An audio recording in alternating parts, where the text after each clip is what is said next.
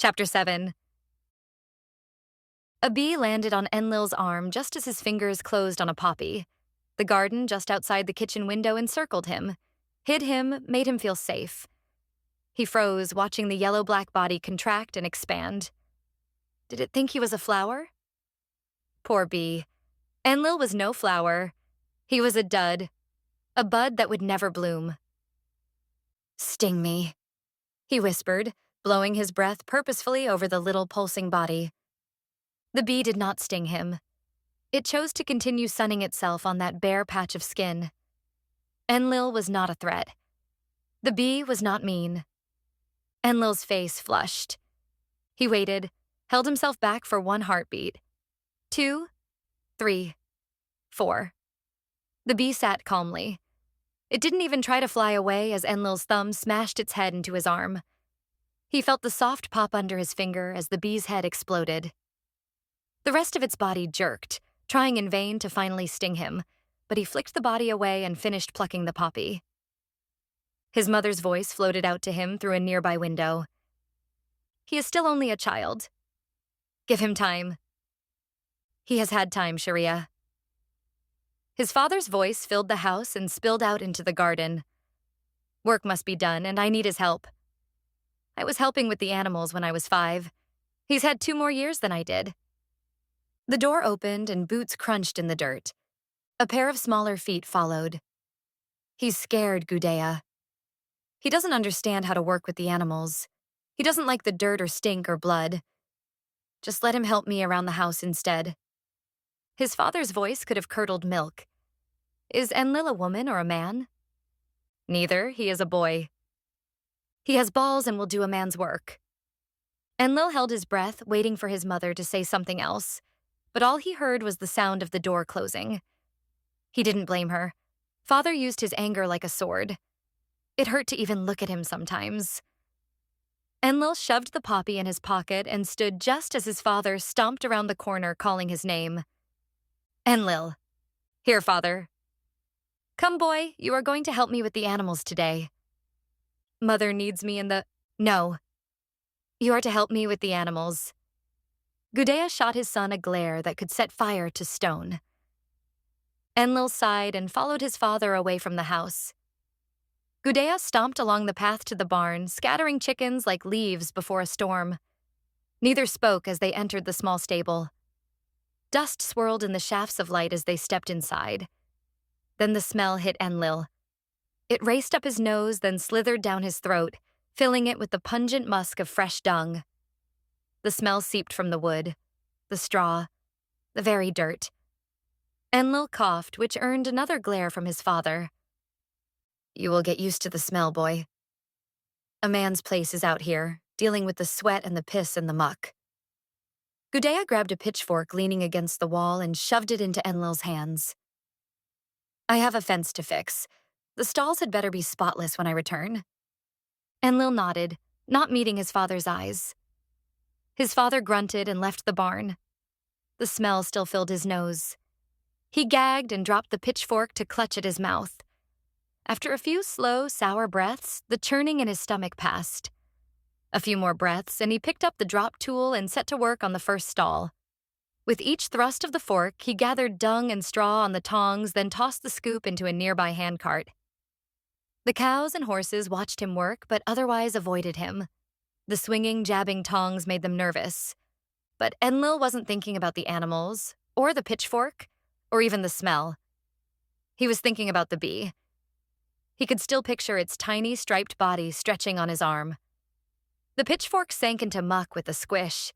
The bee's body spasmed as Enlil popped its head. Another squish of the fork, another pop spasm of the bee. Over and over again, every time he shoved the pitchfork into the muck, the bee died. Squish, pop spasm, squish. Pop, tears pooled in Enlil's eyes as he pushed himself faster. Squish, pop, squish, pop, squish, pop. His arms ached as he pushed on, finishing the first stall and moving to the second. Blisters bubbled up on his hands, and he cried, but not for the blisters or the bee or the work. He cried because he knew, had known since he killed it, that the bee was him. Enlil. He killed the bee to kill himself, free himself. Not that he truly wanted to be dead, but he didn't know what else to do. He was trapped with no way out. A wave of pain raced through his hands as the blisters burst. Sobbing, he threw the pitchfork down and ran out of the barn. He didn't go far, just around the corner where he threw himself down in the tall weeds. Still crying, he clenched his bleeding hands to his chest and curled his legs up tight to his stomach.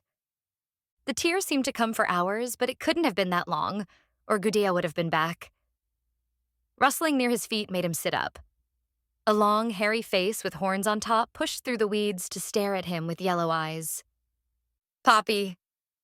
He threw his arms around the goat's neck and buried his face in her scratchy hair. Poppy let out a "ma" and started nibbling on his sleeve. Enlil pushed her mouth away with a laugh. Not that, you silly goat. Here. He pulled the flower out of his pocket and held it up to the goat's nose. Poppy sniffed the flower with trembling nostrils, then snatched it away with her pointy lips. She chewed noisily as Enlil stroked her neck and back. Poppy was as old as Enlil. They had grown up together. She was one of his only friends. Other kids just saw him as strange. They teased and threw rocks at him whenever he went into town with his mother. But Poppy was always there for him, always ready to listen. She finished the flower and turned her head to nibble on the weeds. He looked down at his hands. They had stopped bleeding, but dried blood caked his skin. Even his shirt and pants had dried red spots where he had clutched them. Not good. Why am I so different, Poppy? Why can't I make Father happy? The goat nudged him softly with her snout, pausing for a moment from her eating. I don't feel right. Something is wrong with me, Poppy. I don't think like other boys. I can't do the things Father wants me to do. Poppy bleated softly and rubbed her cheek on his arm. It's like I'm trapped in someone else's body. Who am I, Poppy? Enlil, Gudea's voice thundered. Enlil scrambled to his feet, but his father was already storming out of the barn. Gudea spotted him instantly. What in the name of the gods are you doing, boy? The stables aren't done. I've been gone for hours. Sorry, Father, Time and time again, you leave your work unfinished to run and hide like a girl. I won't stand for a boy of mine acting this way. It's time you learn to be a man. Enlil flinched as Gudea's fist snaked out, but the blow never landed. Instead, a terrified bleating split the air. Gudea had Poppy by the horns and began dragging her around the barn. For a moment, Enlil stood, stunned.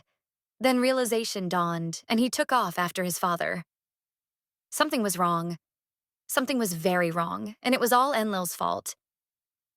Father, wait. Where are you taking Poppy? Gudea ignored him. Poppy tried to dig in her hooves, but the big man was too strong for the little goat. Her bleeding grew more frantic, stabbing at Enlil's chest. He knew where this path ended. He turned to run away, but his father bellowed for him to come back. That voice left him no choice. He followed. Tears filled his eyes again. Poppy screamed for help, for Enlil to stop what was coming. He forced his legs to keep moving, but he couldn't look at his friend. His eyes traveled everywhere except over the kicking, bellowing goat.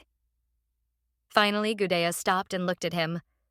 Poppy's bleats quieted now that she wasn't being dragged. Come here, boy. His father's voice held a frosty malice. Enlil stepped closer, still not looking at the goat. Father, please. This has to be done, for your own good. Now, come here.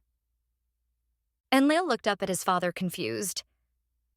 Why would he need to go closer, unless... Gudea grabbed his arm and spun him around until he was looking at the back of Poppy's head. No. This was not what he thought would... Gudea didn't expect him to. No. Sometimes a man needs a push to do what needs to be done. This is for your own good, son. Enlil tried to twist away, but his father's grip held him fast. Gudea brought a knife out and forced it into his hand, holding Enlil's fingers around the handle underneath his own. Poppy bucked, sensing the tension, but Gudea simply straddled her with his two large legs. Tears streaked Enlil's face as he felt the solid hate of the weapon in his hand. A sob clawed its way out of his throat. No, this couldn't be happening. He couldn't kill his best friend. Please, not Poppy. Gudea's hand began pushing his own down toward the soft flesh of Poppy's neck. Enlil strained against it, but his father was too strong. I will do it to any of them. Any of the others, just not Poppy. Please, father. His father's hand paused. That would be a good lesson for you, but this is a better one. The downward pressure resumed. No, no, Enlil screamed. He thrashed. He kicked. Anything to make it stop. But he was nothing to his father. Gudea was wrath and storm and fire. Enlil was fear and mud and ash. He felt the first bite of the knife like it was his own neck. The bite and severing of the blade through flesh. The spray of blood that spattered the ground. The ripping of flesh and muscle. It was his neck and blood and flesh, but it also wasn't. He knew it wasn't because he was still screaming, but Poppy wasn't. His own neck was fine, and his hand was slick with his best friend's blood. Enlil stood staring at Poppy's body long after Gudea released him. He was nothing. Useless. Trapped. The sight of Poppy's blood puddling in the dirt finally sent him running. He hid in the flowers under the kitchen window for hours. Dusk came and went, plunging the world into darkness. But still he sat, numb. The blood on his hands was dry and pulling at his skin, but he knew he deserved every discomfort, every woe. A warm arm wrapped around him, drawing him close. Enlil buried his face in his mother's neck. He shivered, but no more tears came. No more sobs. He had nothing left but the hole in his heart. I once felt like you do. His mother's voice soothed him, filled him just a little. We had a dog. He followed me everywhere. One day he got bit by a snake. We nursed him for hours, but the venom claimed him in the end. It broke me. What did you do? I didn't do anything. My mother took me in her arms and sang to me. What did she sing? It was an old song, a very old Hebrew song. It spoke of fear and death and what comes after.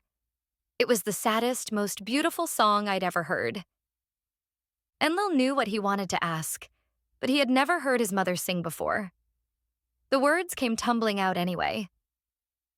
Can you sing it to me? His mother fell silent for so long that he thought she might have fallen asleep. Then, in the darkness of a moonless night, her voice rose around them, filled the air with haunting notes that stirred Enlil's heart. Her voice seemed to reproach the darkness and call out the stars. He felt the song, knew it like a long-lost memory. It spoke to him of death and pain, of loneliness and loss. Then it changed, morphed into a song of love and hope, life and forgiveness. He listened to the song until he drifted off to sleep. As John lapsed into silence, Maddie realized how fast her heart was beating inside her chest. She had listened to the story, unmoving, entranced. When Enlil popped the bee's head, it was really her popping its head. The need to rip and tear and rend to get her pain out was all too familiar. When Enlil killed Poppy, she killed Poppy. When he ran away rather than face the pain, so did she. The story was her. So much like her. In the absence of John's voice, questions tumbled out of her mouth. What was so different about Enlil? Why did his father hate him? Gudea didn't hate him. He loved Enlil, but theirs was a more brutal time. The father did what he thought was best for his son. You might call it a rite of passage into manhood. But Poppy, it was terrible. She wiped tears from her eyes. It was not the most compassionate act, I admit, but the brutality comes mostly with hindsight. They used the meat, the hide, all of the animal to sustain themselves. Gudea just wanted his son to be strong in a difficult world. Maddie thought for a moment. You didn't answer the other question. No, I didn't, but don't you already know the answer? Her heart skipped. He was like me. Very much like you. Enlil was a stranger in his own body, an outcast, alone. He wanted to kill himself.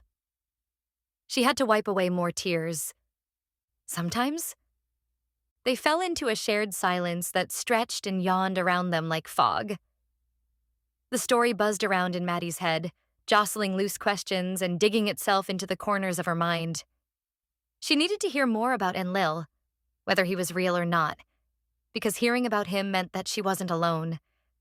John's story had given her a companion in her struggle, something she hadn't had since Kit found his new friends. Maddie held her tongue until she couldn't stand it any longer. What happened next? What if I told you there wasn't a next? Her stomach dropped. What? I was only asking. John laughed at her anger. There is more to Enlil's story, but it is not yet time for you to hear it. One of the most important arts of storytelling is to know when and how to tell them. The rest will come when the time is right. Maddie wanted to march across the rooftop and punch the man through his window. You are infuriating. And you need rest? Get some sleep, Maddie. She opened her mouth to protest, but his window shut with a loud click before she could get the words out. Maddie thought about staying on the roof, just to be contrary, but a large yawn proved John's point. So, she gathered her blanket, crawled back inside, and snuggled into her bed. Although she hadn't challenged John on his answers, she didn't agree with him. Enlil's father was a brutal, terrible man. He made his son destroy one of the only things Enlil loved in the world. Maddie couldn't help picturing her mother taking her skateboard and telling Kit never to talk to her again. Gudea was wrong, and so was Caroline. You couldn't just take away the things someone loved and call that helping them. That wasn't love. Maddie pulled out her phone and looked at Kit's last message again. Kit, Mads, I know you're in pain. You need to talk to people that understand you. Maddie, skate park. Tomorrow, after lunch. Bring Unique. She wasn't alone, and she refused to let her mother keep her from finding the people that could help her. Caroline loved her. She knew that. But parents weren't always right. Satisfied with her decision, she let herself sink toward sleep. Not until the very edge of consciousness, where the mind floats on a sea of clouds, did she wonder how John had known so much about her after only one overheard argument on the doorstep. Maddie woke the next morning with a plan already formed.